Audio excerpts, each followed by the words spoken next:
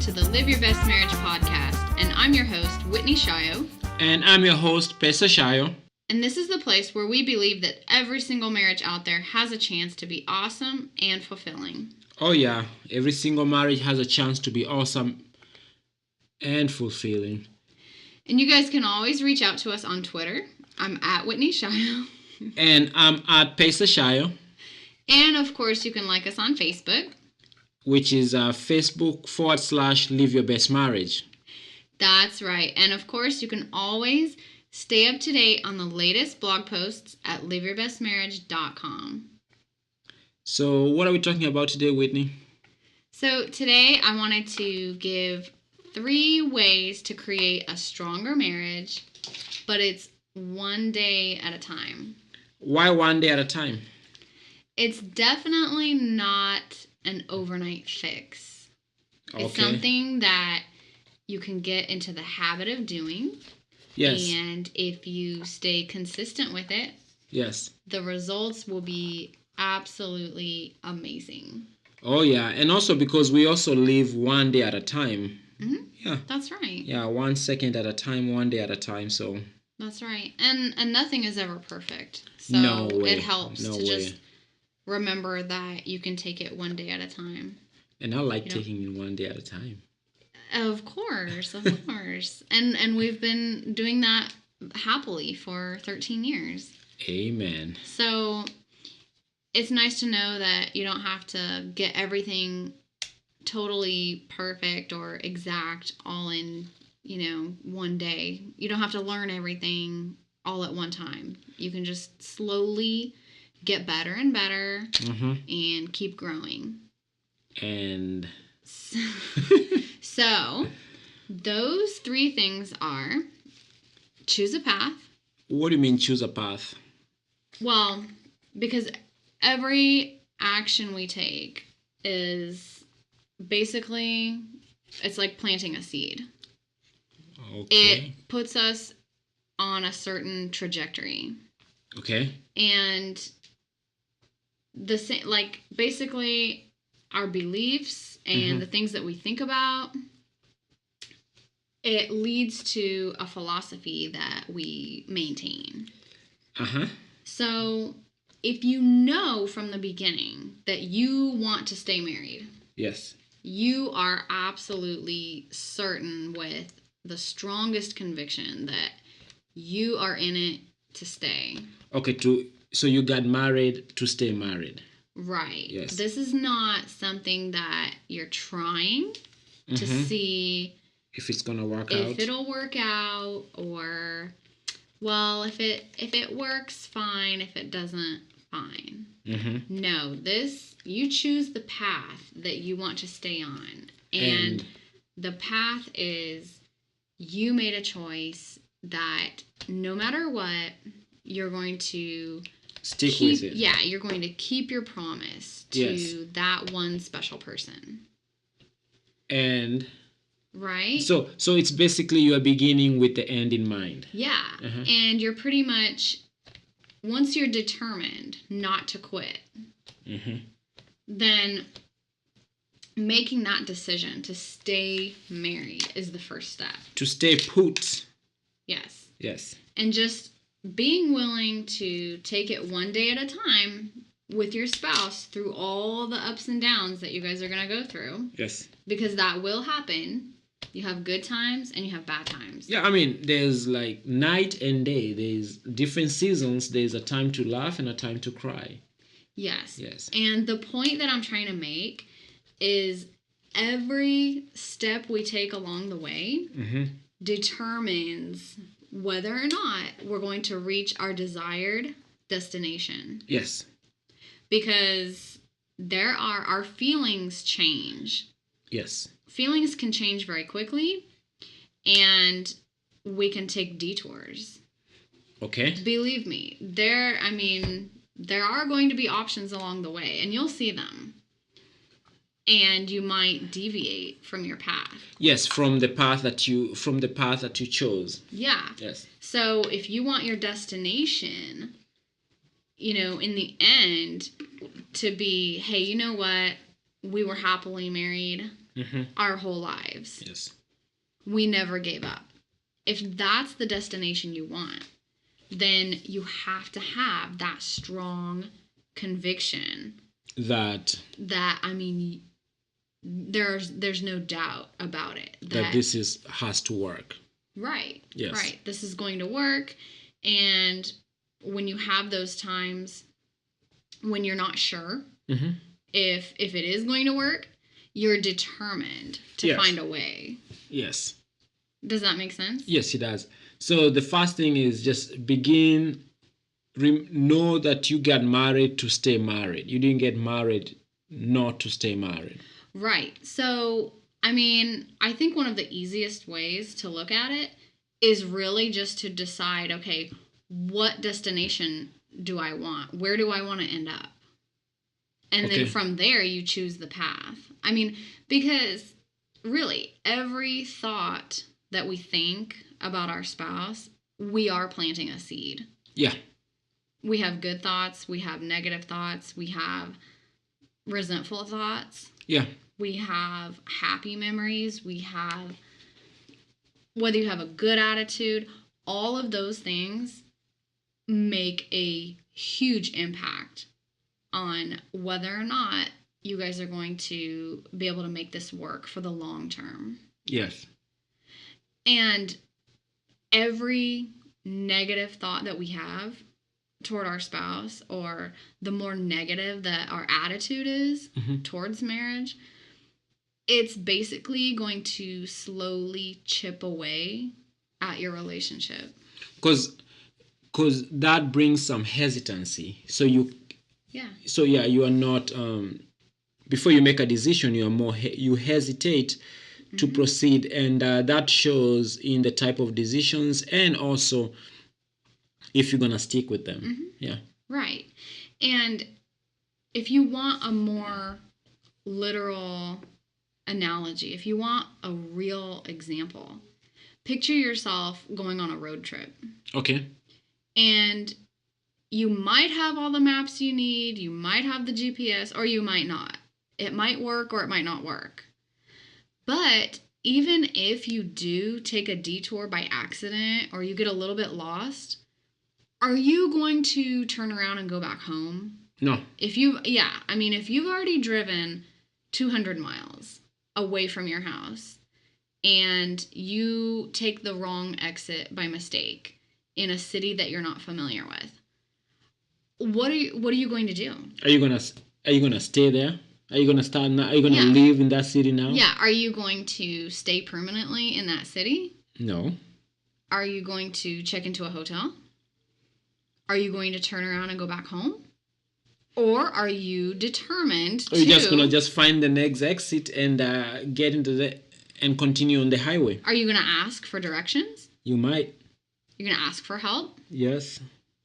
You might. Because especially if your destination is a vacation, most likely you are not going to give that up. No. So a small detour along the way is not going to keep you from going where you want to go. No, and when you're talking about the highway and you're talking about going on a trip, for most of us it's like a no-brainer. I know, there's no way I'm going back. Right. Yes, even if I have a flat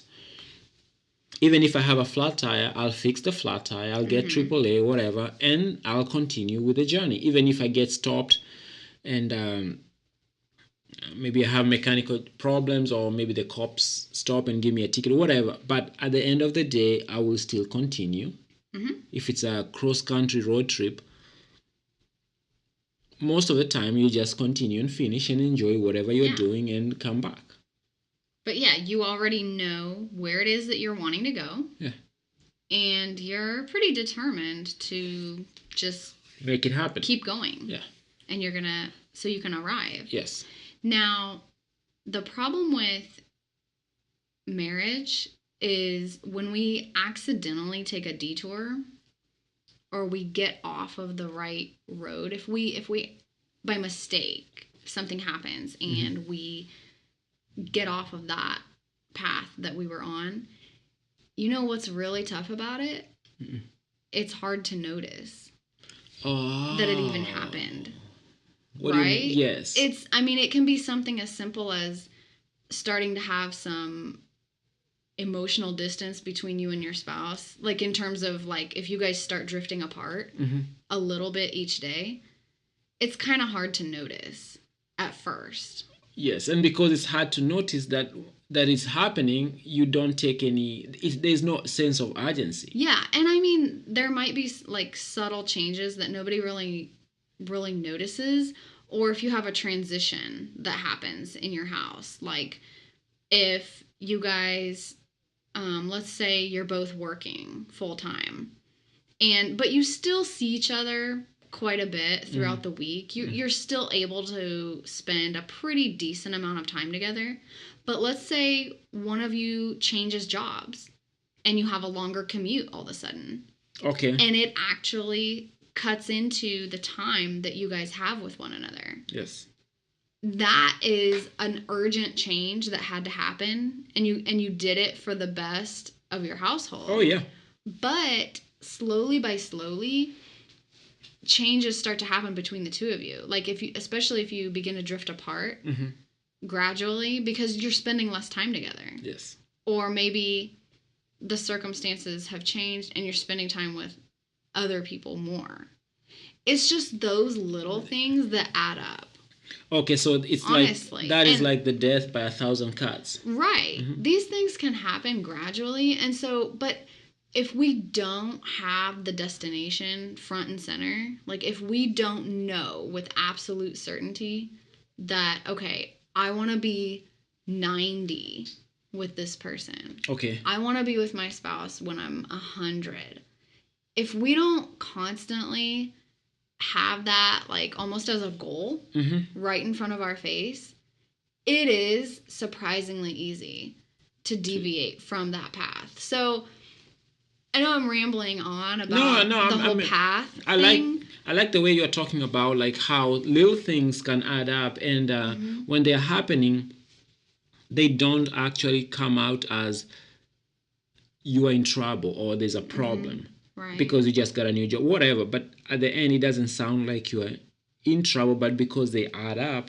So that's the death by 1,000 cuts.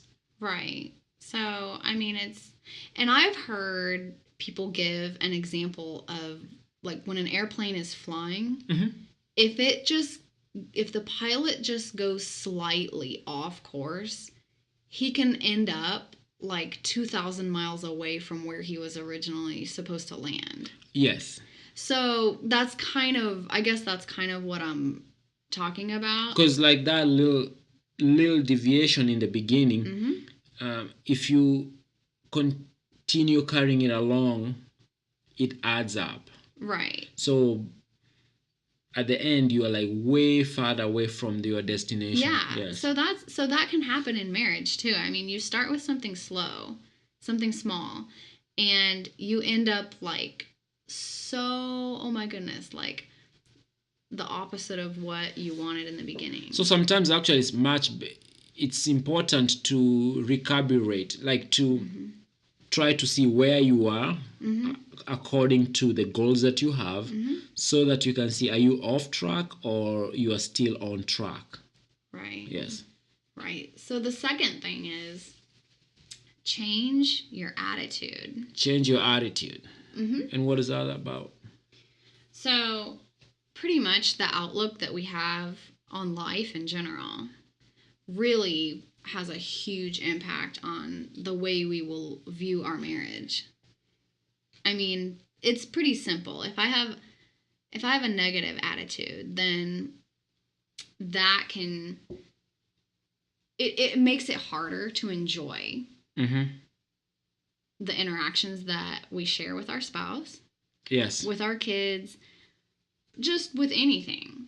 Yes. But if we have that positive attitude, and I mean, I'm not saying that we have to just stay upbeat 24/7 and be, super happy every second of every day. No. But it definitely does make marriage a lot easier, though, because you'll be able to get into the habit of being able to overlook flaws and mistakes. Or that your spouse has. Yeah. Yes. Or it's like it's like every married couple knows, like, there's always those comments that are made that are taken the wrong way. And just the small stuff that can be taken out of context.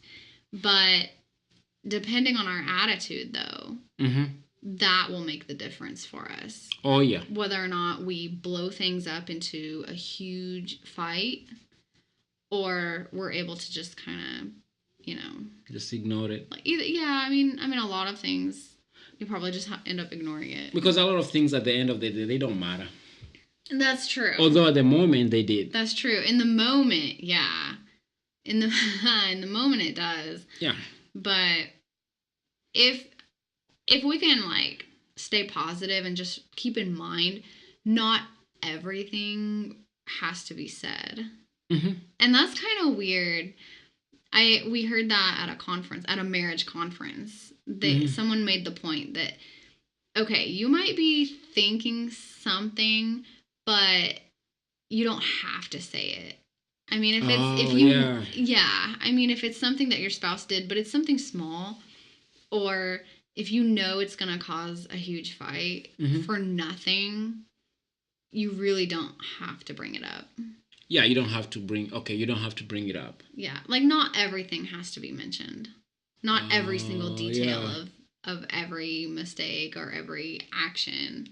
But that comes with, that really comes with maturity. Yeah, maturity, and just keeping a great attitude, though, too. Yes. And as well as showing appreciation.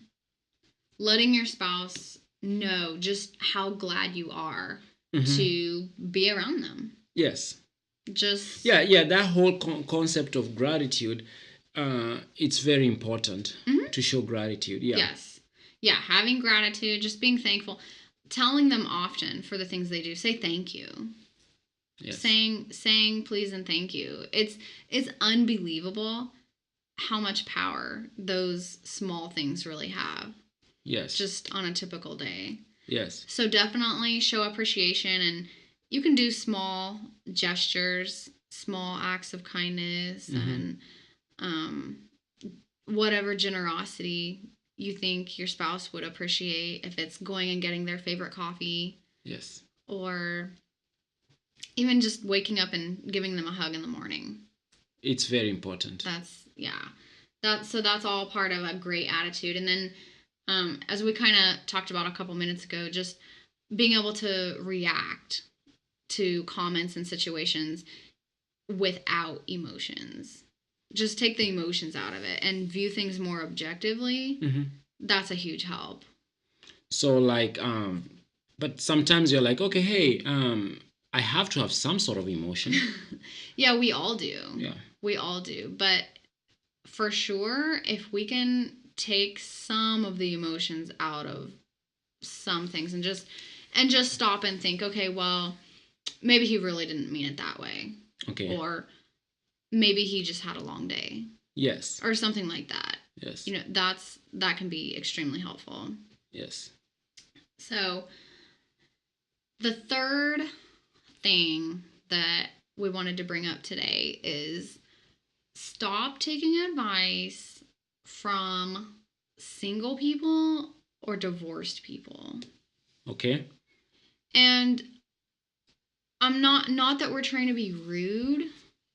It's the reason why is they don't if you're having issues in your marriage and you complain about it to someone you know at work or a friend, and this person just happens to be divorced, or maybe they've never been married before, they don't have the answers that you're looking for. And sometimes even if even when you are getting an advice from a married couple, a married person, you have to take you have to take advice with a grain of salt, because somebody might also have their ulterior motives when they're giving you advice, and definitely somebody who's single and they have never gotten married, I won't take advice from them when it comes to should I stay or should I not stay. Yeah. Because Well, no, and it's so much more than should I stay or should I go. I mean, even just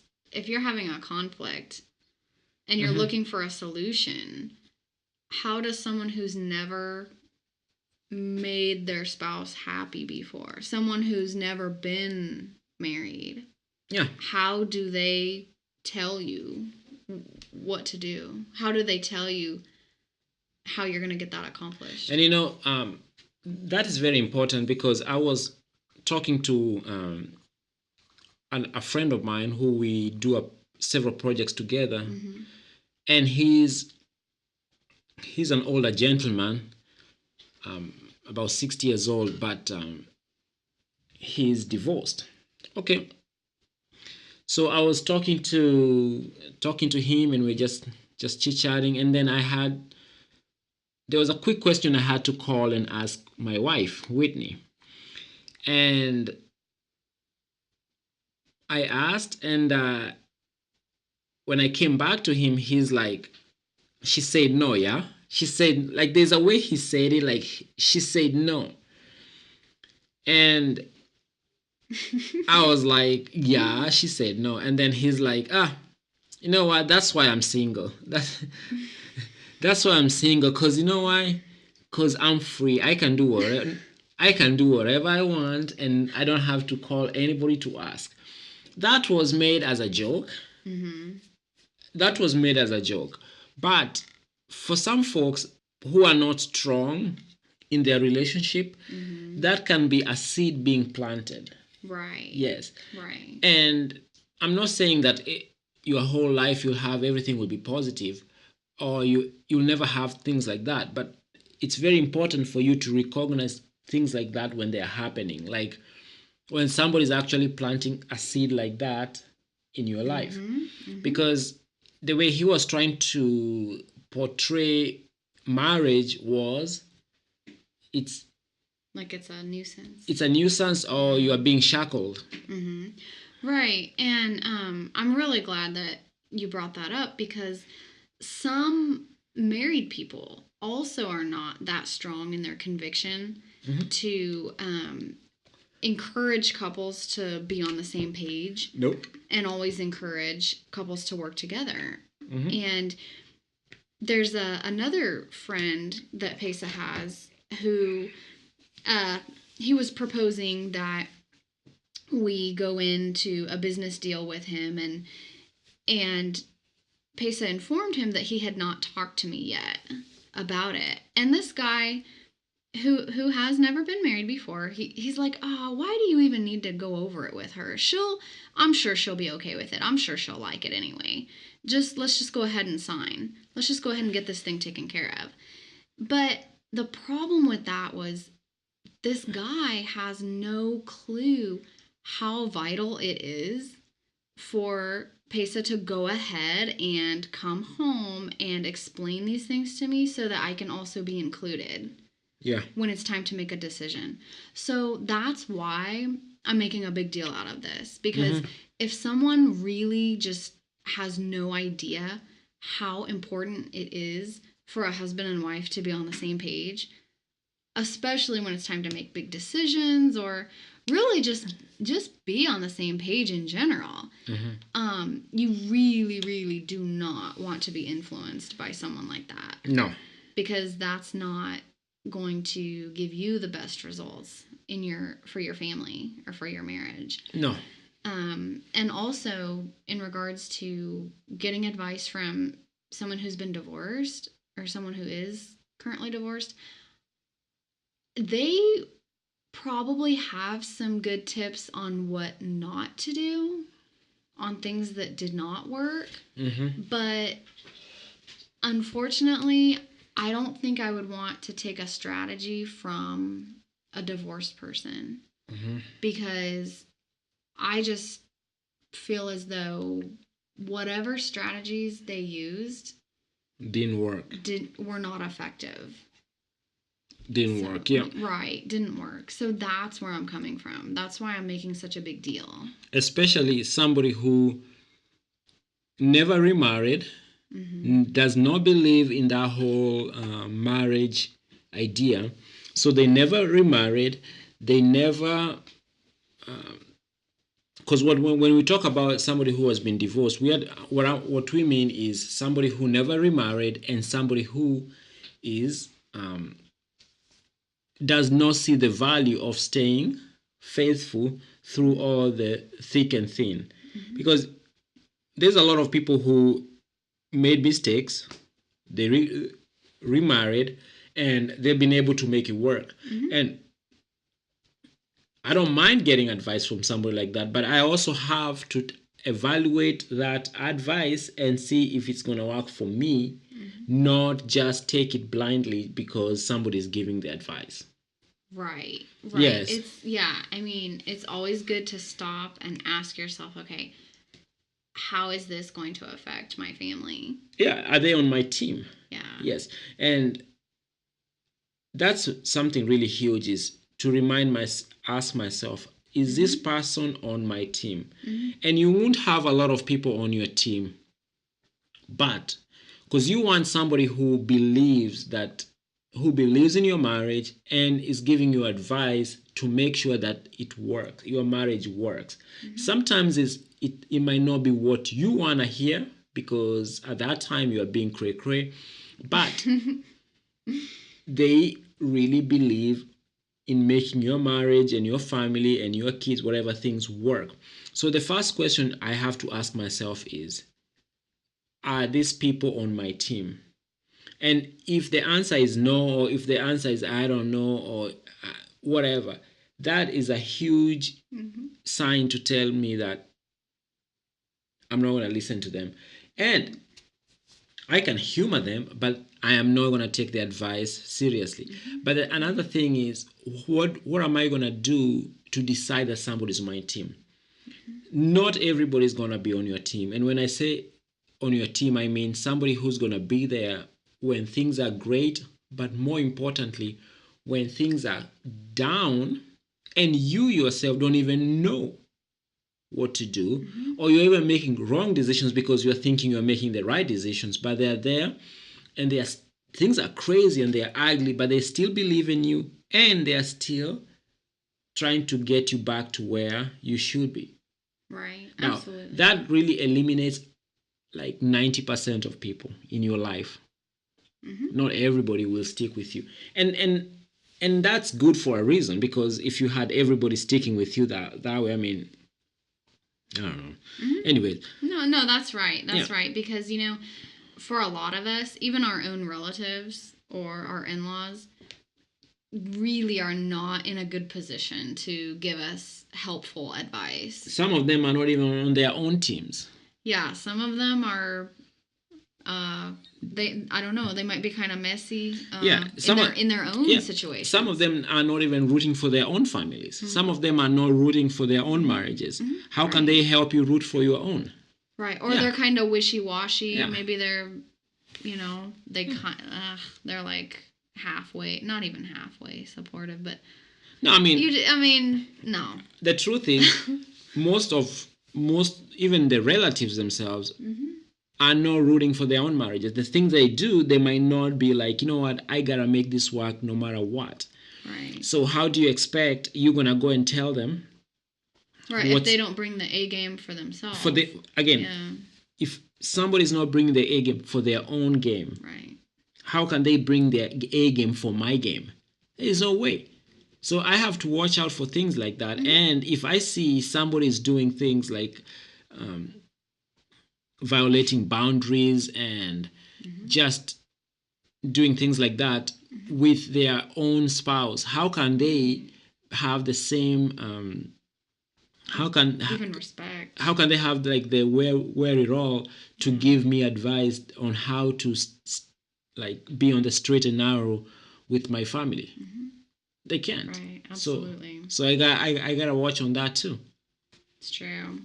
It's true. Yeah, because we're more likely to trust the people close to us. Yes. We're more likely to feel like we want to trust our brothers and sisters or moms and dads or cousins. But yeah, Pesa is absolutely spot on with that. If they don't even bring their A game in their own life, they cannot tell you how to bring your A game. Yeah. So that's just the way it is. So Yes. And so folks, really just to recap, the difference between success and failure on all of these issues is just consistency. Yes. Really. Just being able to do these things a little bit at a time, just taking one day at a time, really, is what's going to help you. Oh, yeah. And once you get momentum going, Mm-hmm. I mean, you're going to get closer and closer as husband and wife, and you'll get much stronger. Yes. So we just wanted to encourage all of you to consider, these 3 tips. Oh, yeah. Oh, yeah. And folks, we really enjoy having you listening to the podcast. And just don't forget to subscribe if you're listening it on iTunes. Don't forget to subscribe, Stitcher, or SoundCloud. And until next time, folks, just stay strong and remember that every marriage has a chance to be awesome and also to be fulfilling. Bye, and God bless. Are you tired of being upset, lonely, feeling empty, or just plain frustrated with your marriage? And no matter how hard you try, you're not getting anywhere, just going in circles? No matter how much you try to make time for one another in your schedule, or how many times you say, "I'm sorry," Pesa and I have put together 99 ideas to help you connect with that one special person so that things can start to be more like the way they were before everyday life got in the way and caused the 2 of you to drift apart. We want you to have 99 ways to show love to your spouse absolutely free. You can find it at 99waystoshowlovetoyourspouse.com. Because here at Live Your Best Marriage, we truly hope that the 2 of you can move closer together and enjoy the connection that comes from achieving a stronger bond. Again, that's 99waystoshowlovetoyourspouse.com. That's the number 99waystoshowlovetoyourspouse.com.